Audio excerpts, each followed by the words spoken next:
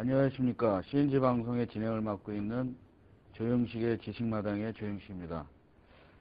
오늘 방송 2009년 5월 27일 CNG 방송은 캐드캠에서 융합 기술까지에 대해서 알아보려고 합니다. 오늘 나와주신 분은 서울대 기계공학부 이건우 교수님입니다. 교수님, 시청자 여러분에게 인사하시죠. 네, 서울대학교 이건우입니다. 오늘 이렇게 만나뵙게 돼서 반갑습니다. 예, 우리 이건우 교수님은 지금 뭐 캐드계 뭐 1세대라고들 합니다. 그래서 오늘 뭐 많은 질문들 부탁드리고요. 캐드뿐만 아니라 그 융합 기술, 그리고 처음에 캐드를 입문하시는 분들에게 비전, 이런 것들, 그리고 지금 차세대 융합 기술원의 원장을 맡고 계십니다. 그래서 그 앞으로 공부나 이런 거에 대해서 질문을 뭐 다 해주셔도 충분히 대답해 드릴 거라고 생각이 듭니다. 그러면 오늘 그 준비한 자료를 가지고 시작을 하겠습니다. 우선 뭐 교수님이 이 캐드나 캠계에서는 모두 다 알려져 있는데, 또 새로 들어오신 분들, 또 다른 분야에 있는 분들도 많이 들어오시거든요. 그래서 대략적으로 교수님에 대해서 좀 소개를 해 주시죠. 예, 제가 서울대학교에 미국에서 이제 공부를 하고 거기서 교수 생활을 하다가 서울대학교에 이제 1986년에 오게 됐습니다. 그 당시에는 우리나라가 캐드가 거의 뭐 조선소에서 조선 전용 캐드 시스템을 쓰는 그 정도 수준이었던 것 같아요. 그래서 그때 제가 처음으로 시작했던 일은 우리나라도 한번 우리나라 고유의 3차원 형상 모델링 시스템, 요새 얘기하면 쉽게 얘기하면 요새 솔리드웍스나 카티아 같이 이렇게 3차원 형상을 만들고 다루고 하는 그런 소프트웨어, 그걸 한번 해보자 해서 처음엔 제가 스누 모드, 저희가 서울 내셔널 유니버시티니까 SNU 모델로 해서 스누 모드라는 거를 처음에 상당히 열심히 개발했었습니다. 그러다가 그걸 상용화까지는 저희가 하지 못하고, 왜냐하면 요새도 보다시피 대부분의 이제 3D CAD 시스템도 몇 개의 업체로 정리되듯이 또 인하우스 모델러 같은 거를 쓰고 있던 도요타 같은 데서도 다 이제 서드 파티 시스템을 쓰듯이 우리가 고유의 모델러 개발하는 게 그렇게 큰 의미가 있지 않다. 사람들을 트레이닝하는 면에서 의미가 있지만, 그래서 이제 좀 더 그런 형상을 이용한 어플리케이션을 제가 움직이게 됐습니다. 그래서 1998년경에는 저희가 사람의 인체를 스캐닝하는 스캐너를 개발하고, 그걸 이용해서 맞춤 제품을 개발하는 그런 소프트웨어를 만들게 됐습니다. 그래서 그걸 이용해서 처음에 이제 맞춤 구두를 하는 시스템을 해서 그 당시 한참 유행인 벤처 회사를 하나 설립하게 됐었습니다. 그게 이제 K&I 테크놀로지라는 것인데, 거기서 처음에 이제 맞춤 구두를 하다 골프화를 했습니다. 그 다음에 처음에는. 그러다가 이제 그걸 또 발이 되는데 머리는 안 될 게 없지 않느냐 해서 머리 쪽에 맞춤 가발 시스템을 개발하고, 나중에 이따 자료에 나오겠지만 저희가 하이모 광고에서 사용하는 그런 시스템을 개발하게 됩니다. 그리고 또 한번 캐드캠 쪽에 이게 정규 어떤 학문으로서 뿌리를 내린 지가 얼마 안 되기 때문에 학교에서 교과서로 쓸 만한 교재가 참 마땅치 않았었습니다. 그래서 제가 영문으로 한번 캐드캠 CA에 대한 교과서 한번 써보자 해서 99년에 책을 발간해서 현재 굉장히 상당히 많이 널리 쓰이고 있습니다. 그 다음에는 이제 저희가 국가지정 실험실을 지정받아서 멀티 레졸루션 모델링 시스템, 다중해상도 모델링 시스템을 개발하게 되고, 또 2002년에 스탠포드 대학에 1년 연가나가 있다가 거기서 거기 그 신경외과 의사랑 같이 그 인공 척추 디스크를 개발해서 스파이널 카이네틱스라는 회사를 설립하게 됩니다. 그 다음의 장에는 이렇게 그림으로 보여드리는데 그 다음 장 장으로 한번 한번 보시면 뭐 되겠어요. 똑같은 내용이 되겠는데요.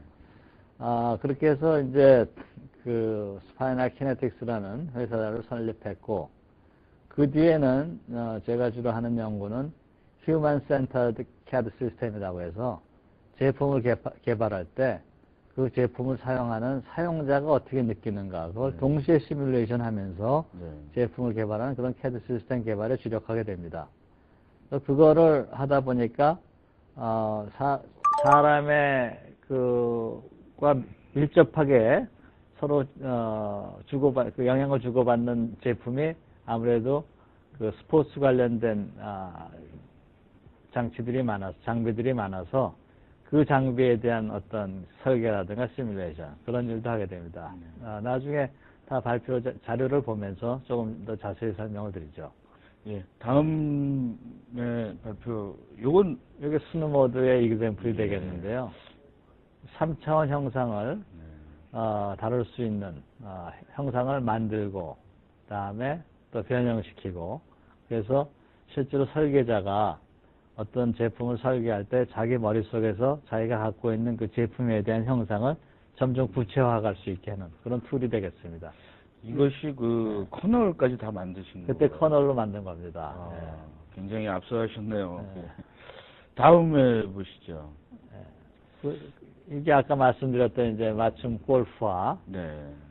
를 하기 위한 시스템이 되겠는데, 저 발을 이제 저 왼쪽에 풋 스캐너에다 집어넣으면 발의 3차원 형상이 스캐닝이 됩니다. 저희 스캐너를 저희가 개발을 했고, 그래서 그 발을 3차원 형상이 나오면 그 CAD 저희가 개발한 시스템에서 그 발의 주요 치수가 다 개선됩니다.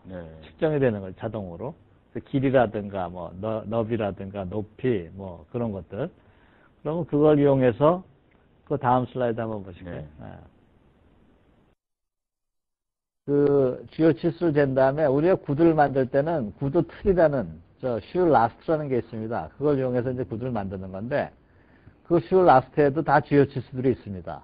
물론 기성화의 경우에는 길이 하나에 대해서 뭐 폭이 한 3가지 정도, 그 정도밖에 안 하지만, 맞춤 구두를 할 때는 그 치수들을 나오면 아까 잰 발의 치수로부터 그 서로 상대적인 그 적당한 관계식이 있습니다. 가령 발의 길이보다는 라스트의 길이가 1cm 길어야 된다라든가. 그래서 그런 관계식에 의해서 라스트의 주요 치수를 우리가 원하는 치수로 바꾸게 됩니다. 그럼 시스템이 알아서 그 라스트의 모양을 3차원으로 다시 만들고, 그걸 4축 NC기기에다 넘겨서 저 오른쪽에 있는 거와 같이 라스트를 자동으로 깎게 됩니다. 그리고 이때 우리가 발바닥 모양도 알고 있기 때문에 깔창을 코르크로 발바닥에 딱 맞춰서 그것도 동시에 깎아주고, 이렇게 해서 이 두 가지를 이용해서 가죽을 덮어 싸게 되면 이게 이제 구두가 되는 거죠. 근데 이게 그 맞춤 구두기 때문에 대량 생산은 아닌 것처럼 보이는데. 그렇죠. 그래서 이제 저희가 가격을 상당히 비싸게밖에 책정할 수가 없었고, 그러다 보니까 처음엔 비싸게 하려니까 맞춤 골프화 정도는 돼야 비싸게 팔릴 수 있겠다 해서 했는데, 그래서 그 당시에 뭐 저희가 광고용으로 박세리 선수도 맞춰주고, 어저께인가 며칠 전에 왜 1m 파팅 놓쳐서 우승 못한 누구죠? 그 프로 선수도 해줬고 그랬는데, 결과적으로 실패를 했습니다. 이게 우리가 구두라는 게 사람들이 그 좋아하는 정도가 다 달라요. 어떤 사람은 꽉 끼는 구두를 좋아하고, 어떤 사람은 느슨한 구두를 좋아하고, 그래서 그걸 실패하고, 그 다음에 옮겨간 게 지금 화면에서 보시는 가발을 맞춤 가발을 만드는 그런 시스템. 이것도 역시 마찬가지로 머리를 레이저로 스캐닝하고, 그걸 이용해서 가발에 그 머리털을 씹는 그 망사로 된 그 틀을, 그 사람 머리에 똑같이, 할 수 있게끔 머리 모양의 틀을 스티로폼으로 깎아주는 그 사축기계로 깎아서 그렇게 하는 시스템이 되겠습니다. 이거는 요새 텔레비 광고를 보시면 그 하이모에서 그 이덕화 씨가 그 뭐 레이저 막 돌아가는 거 뭐 이런 거 보니까 그게 이제 여기서 개발해서 저희가 납품한 시스템이 되겠습니다. 아, 이게 몇 년도가 되겠습니까? 저희가 저 회사 시작한 게 99년인데요. 하이모에 들어간 건 제 생각에는 아마 2002년, 3년, 그때가 아닌가 싶습니다. 지금 이제 시간이 뭐 굉장히 준비한 자료가 많기 때문에 좀 빨리빨리 좀 해야 될 것 같은데, 요거는 이제 그 가발 사러 왔을 때, 기왕 그 사람 머리를 스캐닝 했으니까, 그때 그 사람 그 얼굴도 같이 카메라를 찍어갖고, 실제로 여러 기존 가발들을 씌웠을 때 어떤 모습이 될까를 미리 자기가 보고 가발을 선택할 수 있게 하는 그런 시스템이 되겠습니다.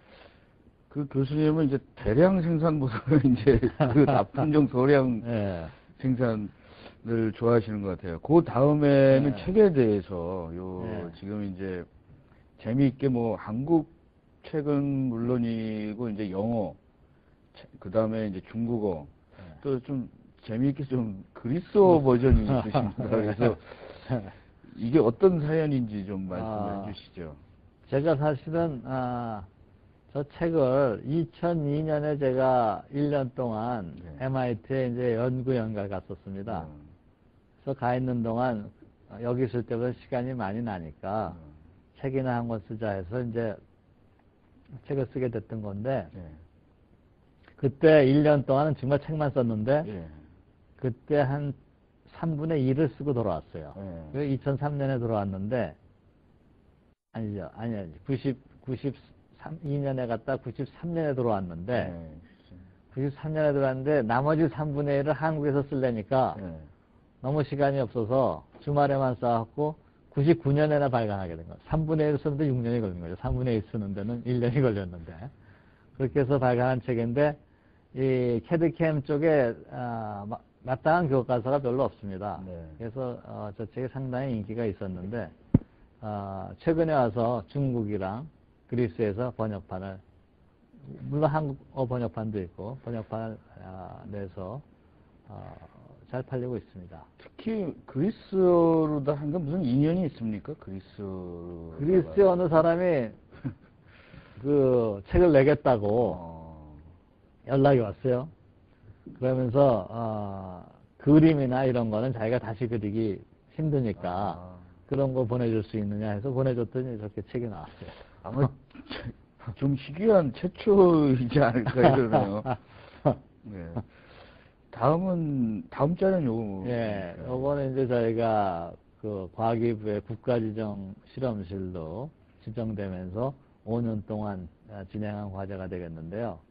그 당시에 저희가 생각하기에 이제 컴퓨터의 하드웨어가 점점 발전하면서 과거에는 단품을 캐드 시스템으로 설계하다가 이제는 여러 사람이서 같이 그때 그러니까 뭐 협동 설계, 콜라보레이티브 협업 설계 뭐 이러면서 복잡한 그 전체 조립체를 같이 설계해야 되는 이런 일들이 많이 생기는데 그러다 보니까 솔직히 내가 맡은 부분은 저 조립체 어느 한 부분인데 다른 부분까지 다 같이 자세하게 볼 필요는 없다 이거죠. 근데 그걸 다 같이 보려면 시스템 뜨는데도 오래 걸리고 업데이트 하는데도 오래 걸리고 아주 답답하니까 제 아이디어가 어떤 사람은 요 부분만 풀 레졸루션 고해상도로 보고 나머지는 그냥 저해상도로 해서 위치 관계라든가 이런 관계만 볼 수 있게 하자.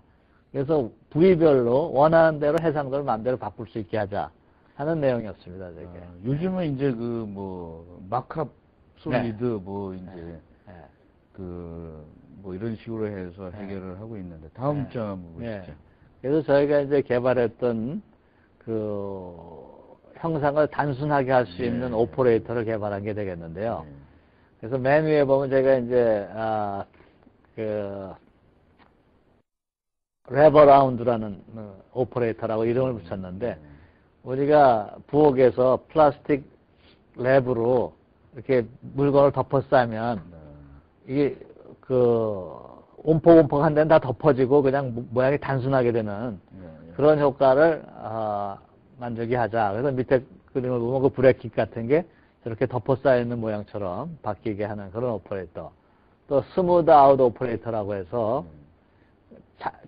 좀 작은 것들은 그냥 우리가 샌드페퍼로 밀어버리듯이 그런 오퍼레이터를 하자. 또 티닝 오퍼레이터라고 해서 두께가 얇은 것들은 그냥 두께 없는 시트로 바꿔버리자. 그래서 이런 세 가지 오퍼레이터만 잘 적용해도 상당히 해상도를 바꿀 수 있을 것이다. 그렇게 해서 개발한 내용이 되겠습니다. 다음에 이렇게 하면 무슨 장점이 있느냐. 무슨 협업 설계를 할 때, 우리가 그 사람의 어떤 그러니까, 우리가 가령 협업 설계를 어떤 우리가 하청업체랑 같이 한다고 쳤을 때, 주요 부분의 그 설계는 아주 로우 해상도로, 저해상도로 보여줌으로 해서 좀 기밀을 유지할 수 있는 그런 점에서 도움이 될 것이다. 그리고 또 우리가 해석을 할 때는 FM이 요새 아무리 좋다고, 기능이 좋다고 하지만 그래도 빠른 계산을 위해서는 형상을 간략화하는 게 좋으니까 FM 모델을 만들 때도 좋을 것이다.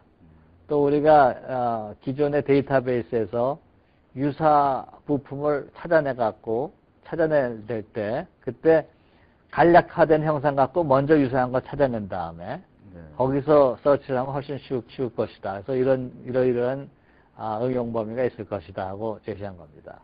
네.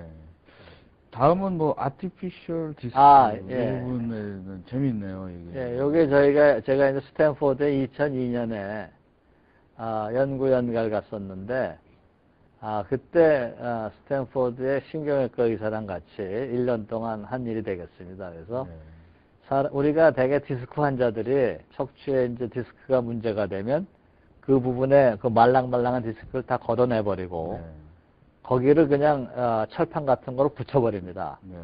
그러면 이제 이게 돌아가지를 못하니까 그 위에 척추들이 더 많이 움직여야 돼요. 그러면 그 위에 디스크가 또 망가져요. 그럼 또 철판을 붙여요. 그러다 보면 완전히 그냥 사람 몸이 하나의 그냥 막대기로 돼버리는 그럴 수가 있는 거죠. 그래서 저희가 그러지 말고 좀 원래 인체의 디스크와 같은 성질을 갖는 그런 인공 디스크를 개발하자 해갖고 저기 보시면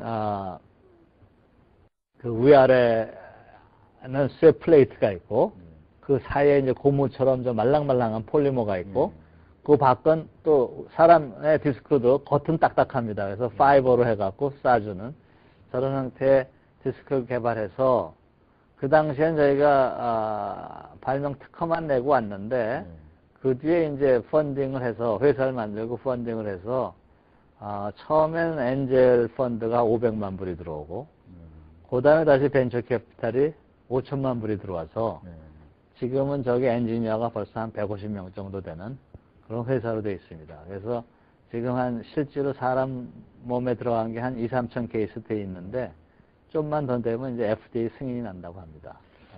예, 또 하나는 이제 휴먼 센터드라는 이런 주제로 또 연구하신 것 같은데 여기에 대해서 좀 설명을 해주시죠. 요거는 이제 우리가 제품을 설계할 때 여태까지 주로 제품의 충분한 제품이 강도가 나오겠는가. 그래서 제품의 스트레스를 계산하고 변형을 계산하고 그렇게 하면서 이제 제품을 설계하는데 그거는 기본이고 그 제품을 사용하는 사용자에는 어떤 효과가 있는지를 같이 해석하면서 그러니까 제품과 인체를 같이 CAD 시스템 안에다 집어넣고 설계를 해야 될 거 아니냐.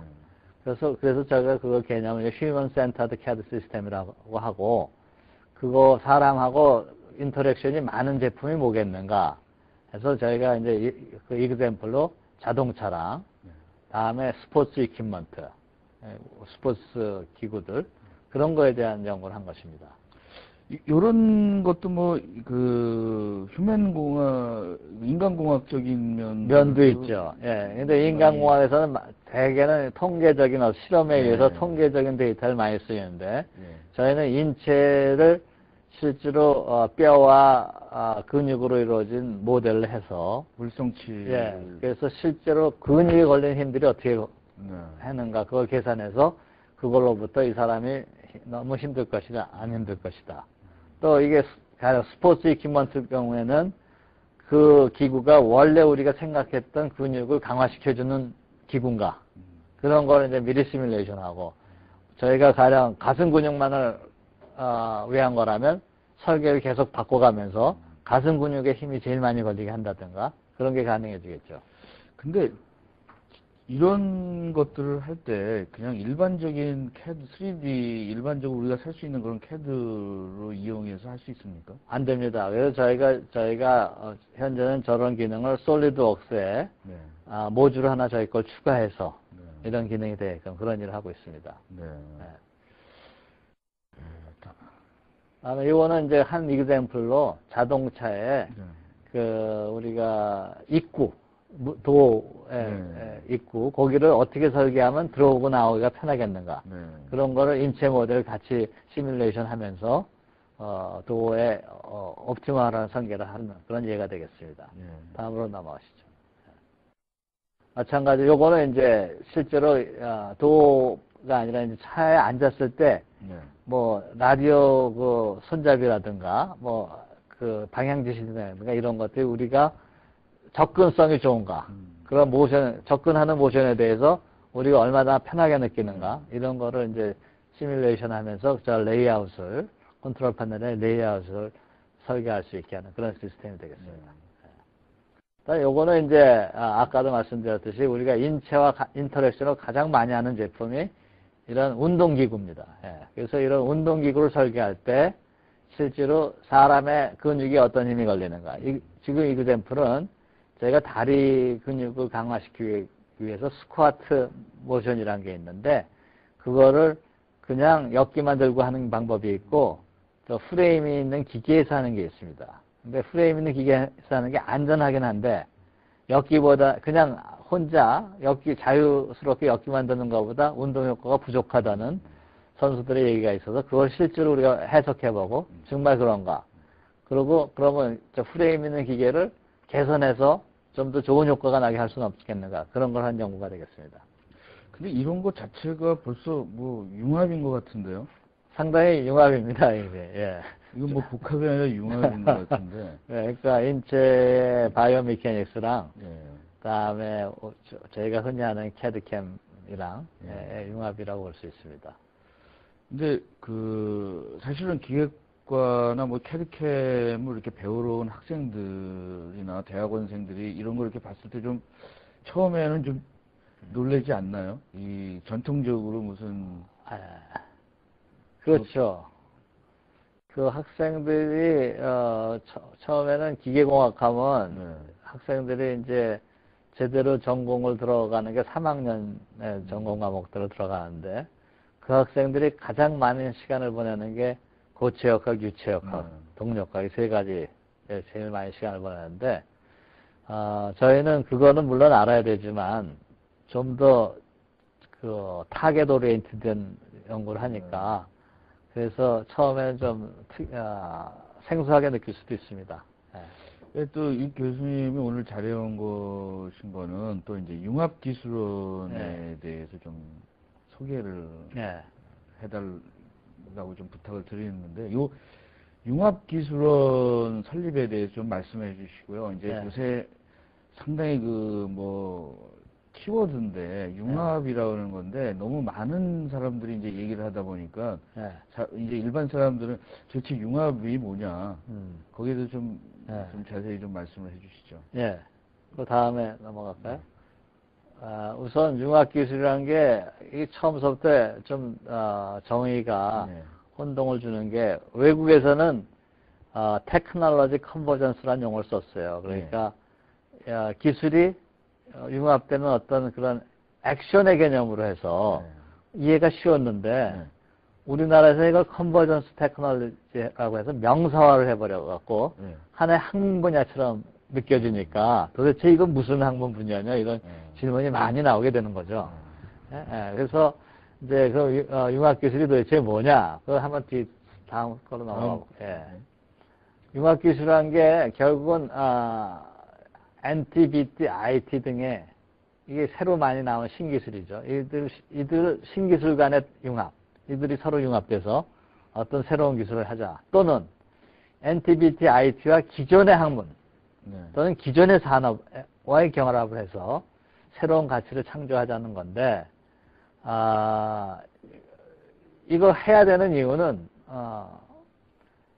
결국은 우리나라도 그렇고 모든 나라가 그렇듯이 요새 우리가 그 일반적으로 기존의 기술로 해결할 수 없는 문제들을 많이 겪고 있습니다. 에너지 문제라든가 환경 문제 또는 질병 뭐 이런 문제들.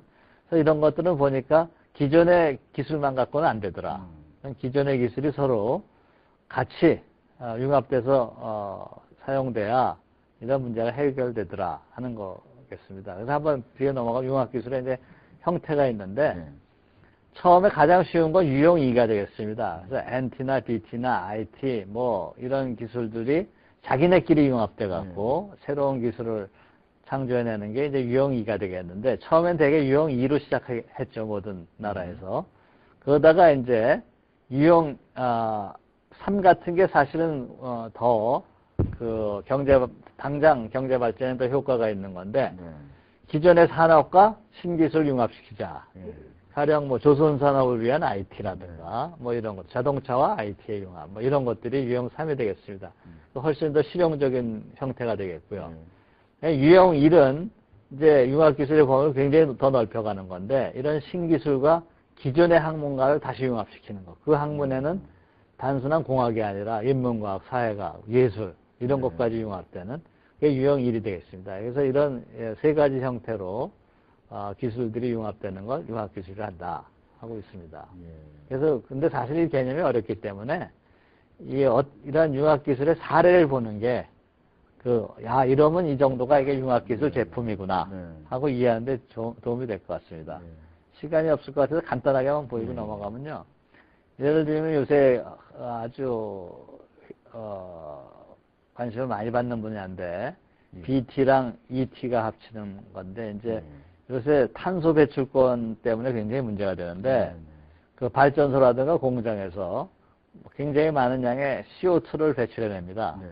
근데 이제 앞으로는 이거 그냥 공짜로 배출할 수 없는 거기 때문에 저 CO2를 이용해서 그 어떤 플랑크톤한테 저 CO2를 먹이면 그 플랑크톤의 광합성에 의해서 저 CO2를 잡아먹습니다. 그러고선 자기는 굉장히 번식을 합니다, 이게. 그럼 그 번식한 놈을 잡아다가 짜면은 오일이 나옵니다. 그래서 그게 연료가 될 수 있는 오일이 나오죠.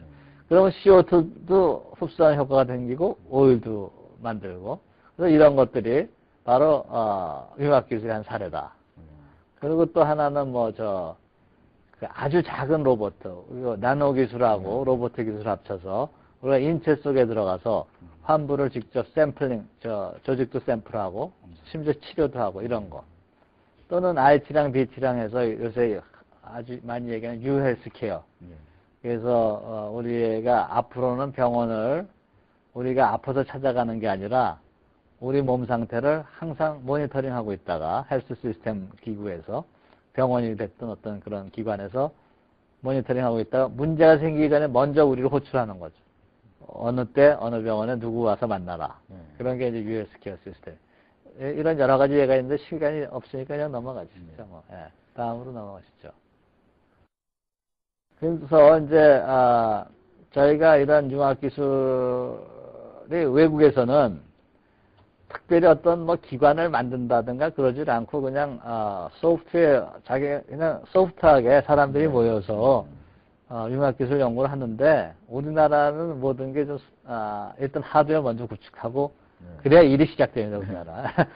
그래서 우리 차세대 융합기술연구원이라는 걸 만들게 됐습니다. 그게 경기도에서 건설비와 땅을 대고 그게 경기도에서 투자한 금액이 그 당시 돈으로 한 1,500억 됩니다. 한 4년 전. 완공은 작년에 했지만 하여간 1,500억 이상. 근데 현재는 그게 한 4천억 정도의 가치가 됩니다. 땅값이 많이 올랐기 때문에. 그래서 경기도에서 설립을 하고 서울대가 운영을 맡은 그래서 경기도 수원에 차세대 융합기술연구원을 만들어서 오랜 한 2년의 공사 기간을 거쳐서 작년 3월에 개원을 했습니다. 그래서 거기서는 이제 그야말로 이 동북아의 하이테크의 허브가 되자. 그리고 융합기술연구센터가 세계적인 수준의 융합기술연구센터가 되자 해서 만들게 됐습니다. 그러시면 이제 초대 원장이신 거죠? 그렇습니다. 예. 뭐 여기서는 이제 그 연구소가 뭐 9개 이상이 9개입니까? 9개입니다. 요걸 좀 설명을 좀 자세히 해주시죠. 예, 9개가 우선 저희가 처음에는 연구소의 이름을 안 붙였습니다. 1연구소, 2연구소, 3연구소 이렇게 했던 이유는 실제로 연구 분야라는 거는 그 시대의 흐름에 따라 계속 바뀔 수 있다. 예? 그리고 어느 분야가 중요할지 매번 바뀐다. 이름을 붙여놓으면 거기에 고정되는 면이 있기 때문에 그래서 일단 이름을 안 붙이고 그러나 현재 집중하는 분야는 1연구소는 나노소재 소자, 2연구소가 융합 생명과학, 3연구소는 자동차, 4연구소가 로봇, 5연구소는 소프트웨어 및 디지털 미디어, 6연구소 환경에너지 자원, 7연구소는 인베디드 시스템 뭐 이런 하드웨어에 들어가 있는 소프트웨어들 이런 게 되겠고 8연구소 건설교통, 그다음에 9연구소는 범학문 통합이라고 해서 컴퓨터공학과 언론 홍보 이런 쪽이 같이 합쳐진 아주 정말 범학문 통합 이런 게 되겠습니다. 그래서 1연구소에서 하는 건 주로 이제 나노 소재 수자인데 요새 많이 하는 게 LED라든가 뭐 이런 쪽에 많이 하고 있습니다. 2연구소는 주로 신약 개발과 관련된 걸 많이 하고 요새 이 연구소가 주축이 돼서 저희가 UHS 케어 시스템 이런 것도 지금 기획하고 있습니다. 3연구소는 이제 자동차가 되어 있는데 지금 많이 관심 있는 거는 퓨얼셀이라든가 또는 뭐 하이브리드 자동차 이런 쪽을 지금 하고 있고 4연구소는 이제 로봇인데 저희가 지금 가정용 서비스 로봇에도 관심이 있고 또 의료용 로봇 이런 거에 관심이 있고 또 심지어 요새 뭐 불가사리 중에 우리나라 옛날에 그 황소개구리처럼 외국에서 들어온 불가사리인데 그 우리나라 생물계를 막 교란시키는 그런 불가사리가 있어서 그걸 잡아먹는 로봇을 한번 개발하자. 그래서 그런 것도 좀 기획하고 있습니다. 제가 며칠 전에 외국 뭐 스페인인가 어디서 보니까 이제 물고기 로봇인데 이게 그 오염물 찾아다니면서 전달해주는 그런 로봇을 하나 봤는데 뭐 그런 많이 이 세상에 많이 도움이 될 것 같은데. 그렇죠.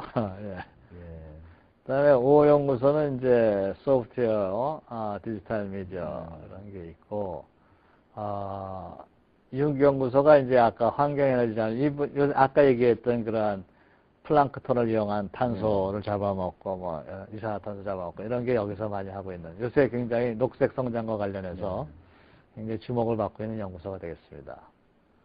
그다음에 7연구소는 인베디드 시스템 그런 쪽 자동차에 들어가는 인베디드 시스템 심지어 저희 핸드폰에도 들어가는 소프트웨어가 수십만 라인이 들어가고 있습니다. 그러니까 그런 거에 대한 거.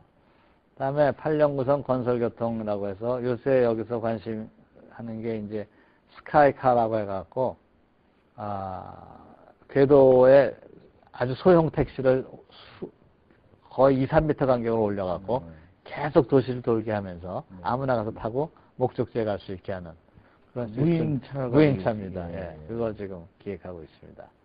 그다음에 9연구소 이제 범학문 통합이 되는데 여기서는 주로 게임 컨텐츠 같은 것도 개발하고 그런 일이 되겠습니다. 근데 이제 이 각각의 이제 자기의 고유 분야가 있고 9개 연구소가 이들이 모여서 어떤 융합적인 걸 해야 저희 융합연구소에 어떤 그 특징이 사는 거기 때문에 이들 간에 모여서 다시 어떤 엔드 프로덕트를 타겟으로 한 센터를 지금 만들게 하고 있습니다. 그래서 예를 들자면 LED 센터라든가 뭐 그런 또는 무슨 IT 산업과 IT의 융합센터 해서 그런 것들, 그런 센터들이 지금 만들어지고 있습니다. 그 각 연구소별로다가 뭐 인원은 어떻게 됩니까? 저희가 현재 9개의 연구소가 있고 이 9개의 연구소를 이용해서 어떤 융합적인 과제를 하기 위해서 저희가 연구기획본부라고 있습니다.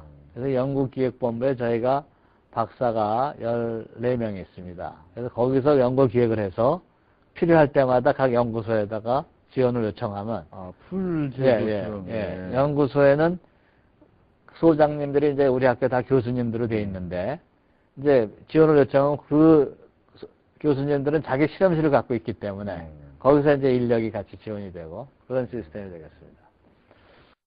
근데 이제 그건 이제 저희가 연구 기능인데 우리나라에선 연구소가 계속 생명력을 가지려면 교육 기능을 같이 갖고 있어서 계속 젊은 그 학생들이 들어와야 됩니다.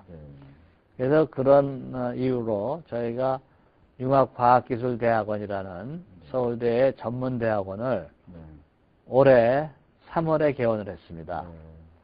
그래서 이건 서울대 석박사 과정이고 그다음에 현재 정원이 72명, 입학 정원이 72명인데 전기에 37명을 뽑았고 이번 후기에 지금 35명 모집 중입니다. 그리고 학과가 4개 학과가 되겠고 교수는 현재 요번에 지난번 3명 전임으로 뽑았고 요번에 3명 공채 공고 나가 있고 이런 식으로 되는데 곧 15명 정도를 확보할 계획으로 되어 있습니다. 제가 이제 아까 뭐 여러 개 크게 얘기를 하는 것 중에 제가 이제 놓친 부분이 하나 있는데 이제 우리 이 교수님이에게 새로 공부를 하거나 이 분야의 캐드캠이나 뭐 기계공학 이쪽으로 지금 그 분야에 일을 하거나 공부하는 사람들에게 이 분야에 대해서 좀 경험하신 어떤 비전, 뭐 내가 더 전문가가 되려면 뭘 해야 되고 또 사회에 나가서 내가 있던 분야를 지금 이렇게 보면은 굉장히 그 기계공학이라는 걸 굉장히 즐기신 것 같아요. 굉장히 다양하게. 저도 이제 뭐 기계 쪽이나 뭐 항공 쪽으로 저는 공부를 했었는데 굉장히 즐기신 것 같아요. 그리고 뭐 아까도 말씀은 안 하셨지만 그 공대생들이 그 문학이나 이런 어떤 다른 분야, 우리가 생각지 못한 분야랑도 결합을 해야 된다 이렇게 말씀해 주시는 인상을 들었는데 여기 그 오신 분들에게 어떤 비전이나 경험에 대해서 좀 말씀해 주시죠. 그래서 저는 기계공학에서도 이제 캐드캠 분야를 전공을 했는데 그 캐드캠 분야 자체가 상당히 이미 융합적인 요소가 굉장히 강했던 것 같아요. 실제로 저희 캐드캠을 공부하려면 소프트웨어도 많이 공부했었어야 됐고 또 이게 굉장히 그 타겟 오리엔트된 학문 같아요. 다른 기초 학문보다는. 그래서 그런 면에서는 설사 기계공학을 했더라도 다른 인접 학문을 받아들일 수 있는 자세가 남들보다는 더 많이 열려 있다. 그래서 그런 면에서 제가 캐드캠 공부한 걸 참 잘했다고 생각을 하고요. 그다음에 지금 학생들도 제가 좀 권유하고 싶은 거는 우리가 항상 정형화된 문제를 푸는 건 굉장히 익숙해 있고 그걸 편안하게 생각하는데 그게 아닌 실제 실생활에서 생기는 문제를 풀려고 노력을 하는 게 바람직한 우리 공학도의 자세다.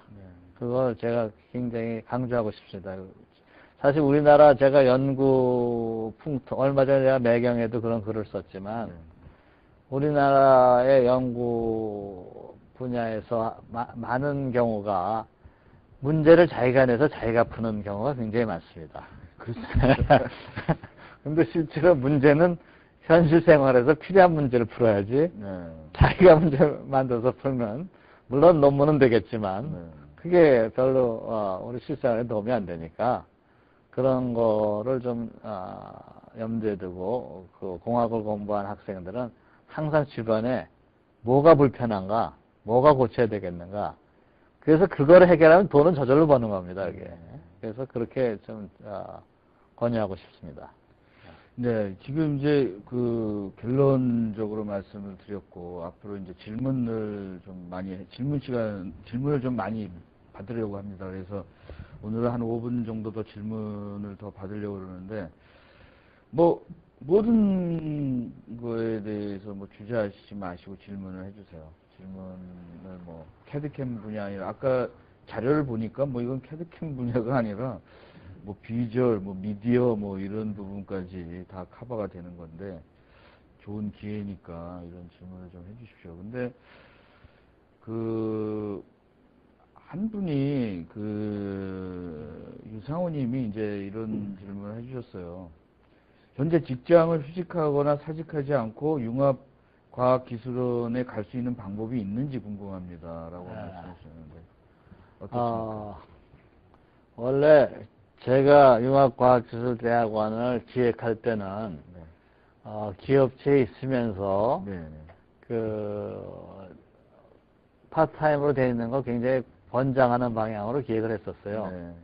그런데 실제로 학교에서 설립 과정에서 거기에 대한 배려는 따로 만들어져 있지 않는데 제가 생각에는 그 대학원에 갔을 때 그 지도 교수님하고만 서로 양해가 되면 파트타임으로 되어 있는 거는 되는 것도 상관없다고 생각합니다. 저는 오히려 기업체에서 좋은 그 연구 과제를 기업체에서 갖고 와서 대학교에서 파트타임으로 연구하는 게 더 의미가 있다고 보는 사람입니다. 네, 이 교수님 굉장히 실용 라인이신 것 같아요. 굉장히. 그래서 참 좋은 말씀 해주셨습니다. 그 다음에 최항남님께서 캐드캠을 이용하여 의료 영상 MRI, 뭐 CT 등에 대한 3차원 구성이 가능한지요? 혹시 의료 영상 시스템에서 캐드캠을 이용하고 있는지 궁금합니다. 이렇게 했습니다. 예, 실제로 제가 지금 하고 있는 의료 영상을 이용한 연구도 지금 많이 있습니다. 예를 들자면 저희가 어떤 걸 하고 있냐면 환자의 가령 무릎 관절을 인공 관절을 수술할 경우에 저희가 어떤 일을 요새 하고 있냐면 그 사람의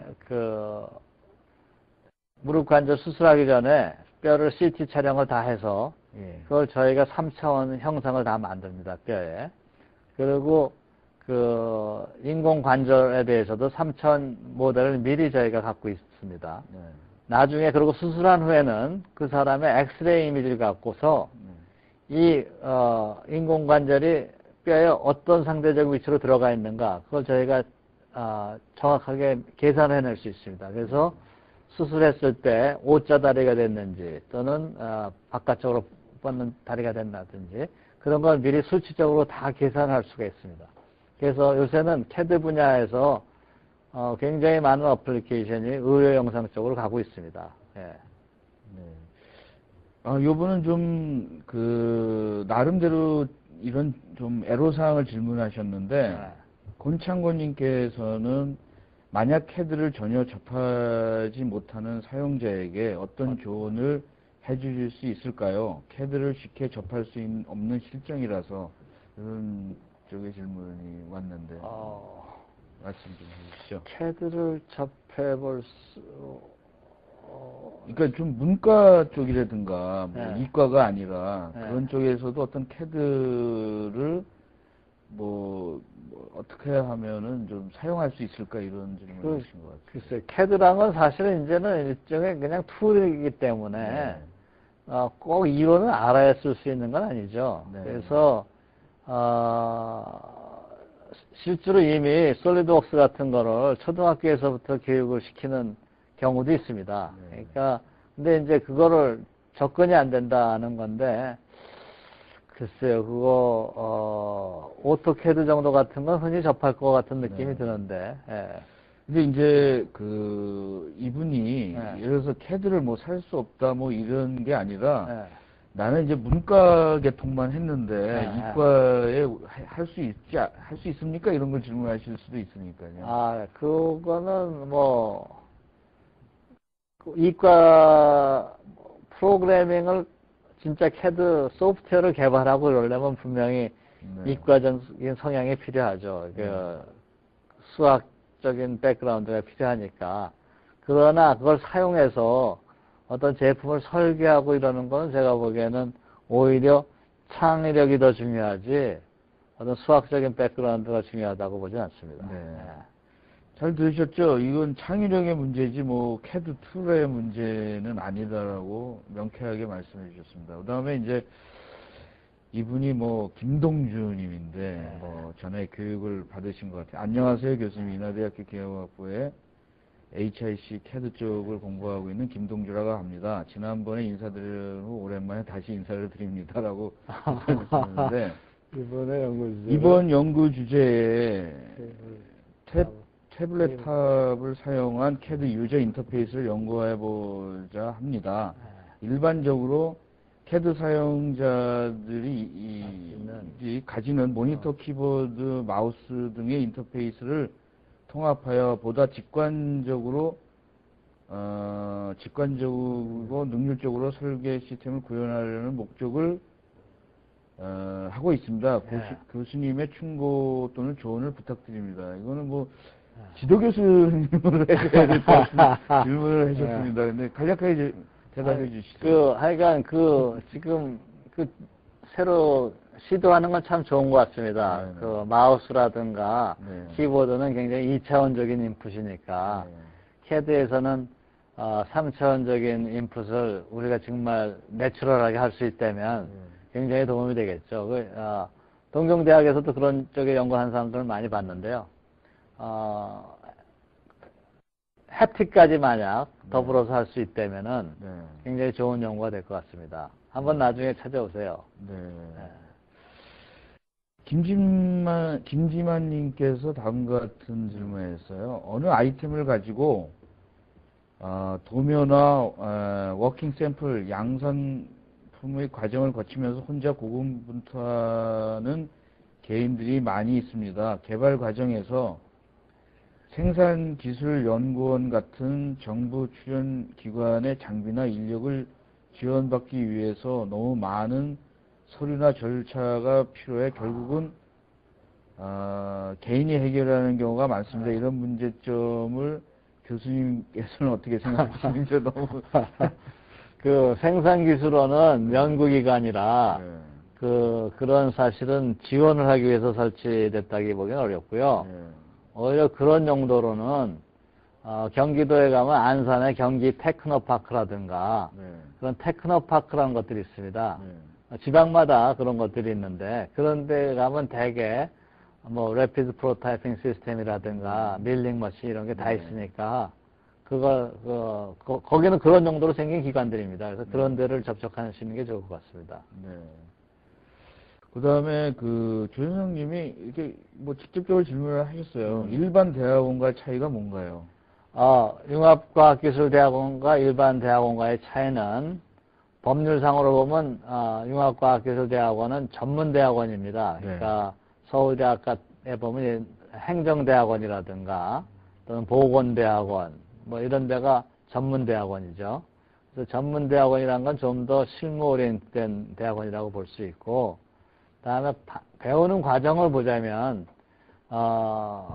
이 융합과학기술대학원에서는 굉장히 다양한 과목을 듣도록 요구하고 있습니다. 그러니까 오히려 그 필수로 요구하는 건 상당히 작으면서 그 주변 과목을 많이 듣게끔 요구하고 있습니다. 그리고 학생들도 별의별 전공을 가진 다른 전공 학생들이 다 모여있다는 게 다른 점이라고 볼 수 있습니다. 네. 좀 뭐 순수 학문보다는 좀 다양하게 자기가 원하는 방향으로 공부할 수 있겠네요. 이 그렇습니다. 예. 네. 그 다음에 최양희님께서 캐드캠 처리 속도는 어느 정도인지, 제가 앞에 부분이 있는데, 캐드캠을 이용한 의료 영상, 그 다음에 최항랑님께서 캐드캠 처리 속도는 어느 정도인지 궁금합니다. 학교에서 매스랩 같은 툴은 처리 속도가 비교적 느린데, 캐드캠은 혹시 더 빠른 처리가 가능한지요? 3차원 구성을 하려면 많은 시간이 필요하게 되는데 CAD로 실시간 처리가 가능한지 궁금합니다. 아마 의료 영상 데이터로부터 3차원 형상을 만드는 거에 대한 질문이신 것 같은데, 저희도 그걸 하고 있는데, 기존에 그냥 커머셜 CAD/CAM 시스템을 그냥 쓰는 건 아니고요. 저희가 그 이미지 프로세싱 라이브러리 같은 걸 이용해서 거기서 윤곽 찾아낸다든가, 그 다음에 그걸로 다시 3차원 만들 그런 거 저희가 소프트웨어를 만들어서 하고 있는데, 시간에는 별 문제가 없습니다. 근데 기존의 CAD 소프트웨어를 그냥 갖고 쓰기는 힘들 겁니다, 아마. 질문들이 많이 보내주셨는데, 질문들을 이렇게 빨리 타입을 하다 보니까 좀 질문들 내용이 좀 문장이 안 맞는 경우가 많습니다. 그래서 좀 난해를 합니다. 그 다음에 인간공학 실제로 통계 데이터를 많이 사용하셨는데 해석이 가능한데 놀랍습니다 라고 했고, 인체 해석과 캐드캠의 접목에 대해서 통합기술의 중요성을 알게 되었습니다. 이렇게 질문이라기보다는 감상문을 주셨습니다. 예, 감사드립니다. 뭐 도움이 많이 돼서 감사드리고요. 이게 보통 수업 때보다 훨씬 더 그 참여도가 좋네요. 저기는 이렇게 아무리 저기에도 질문 잘 안 하지 않습니까? 그렇죠. 여기는 이제 얼굴이 안 보이니까 이건 얼굴이 안 장점. 보이니까 이게 장점입니다, 이게. 수업도 이렇게 해야겠는데. 네. 그래서 제가 한 것들 중에 이게 아까 했던 거 그렇습니다. 같은데.